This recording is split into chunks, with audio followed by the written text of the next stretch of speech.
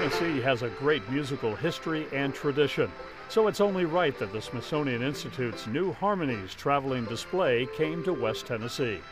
Part of the Smithsonian's Main Street program, New Harmonies filled the Little Courthouse Museum in Bolivar. The interactive exhibit is a celebration of the roots of American music. It's about how music has affected culture for 300 years in America. America's a melting pot, and grassroots comes from a little bit of a little bit of jazz, a little bit of sacred, a little bit of different kinds, a little bit of Cajun. I really didn't understand the difference between Cajun and Zydeco before this. I do now. That's one thing I learned. I think even most musicians can come in here and enjoy, but yet go out learning a little something. I think anybody can learn something here. You recognize it too?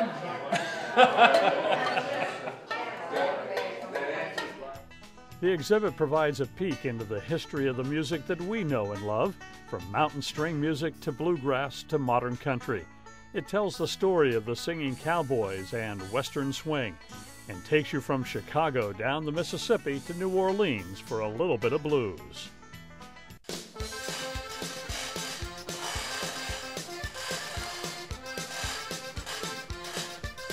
When the clothes were all washed and put away, the washboard became an important instrument in Zydeco and Cajun music.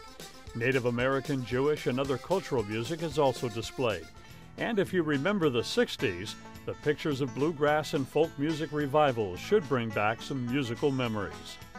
Most of the kids in this county have not been to a museum, and which is one of the wonderful things that we like about bringing this here, because we know as a fairly low economic county that most of our people are never going to get to Washington, and to be able to bring culture here is just makes us feel good. It makes us not only are they coming in to see in our wonderful building, but they're getting a little bit of this taste of the Smithsonian. New Harmonies came to Bolivar from its previous showing in Middle Tennessee. The exhibit neatly packs up into sturdy cases and travels the country. Local curators and volunteers are responsible for setup, packing, and transportation. We had to go to workshops to tell you how to take these things out of the crates and put them together, ABC, like bottom two, top two, This all comes apart and goes in huge black crates that you're responsible for moving yourself. You have to go to the site that previously had it and pick it up, arrange for the transportation, bring it here, unpack it, put it up.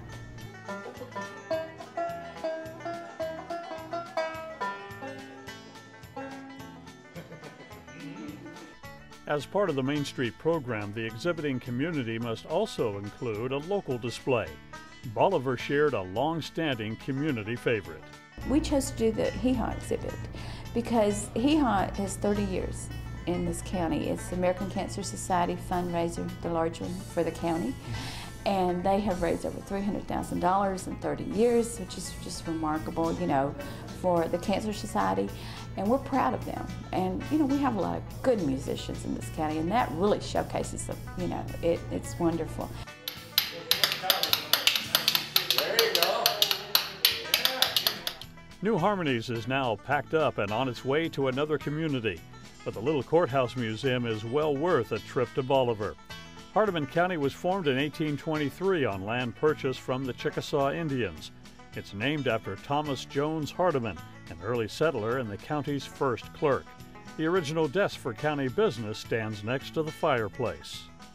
It was built in 1824. The county was formed in 1823, and this building, it was two-story log cabin, 20 by 30, and it sat on the hill where the present courthouse now stands. It was used for 3 years. The downstairs was used as the courthouse. The original court proceedings were held here. The top floor was used for the prison. Of course, prison justice was more swift in those days. Within 2 years, the Little Courthouse proved too small and a new building was required. The county had grown by leaps and bounds. The settlers were coming in here to stay, and it grew to the extent that this was too small for them to hold court proceedings. So it was moved down here. A man named Levi Joy bought the building. It was moved down here. It's not recorded how, but the professors tell us that they think that it was probably jacked up there on the hill, logs put up under it, and oxen pull it down the hill to the gravity. Now, Levi Joy's family lived in this building while he was building the big house across the street.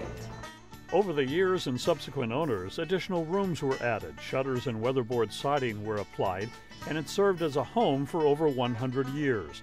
In 1967, the courthouse was sold to the county, and extensive renovation and preservation activities began.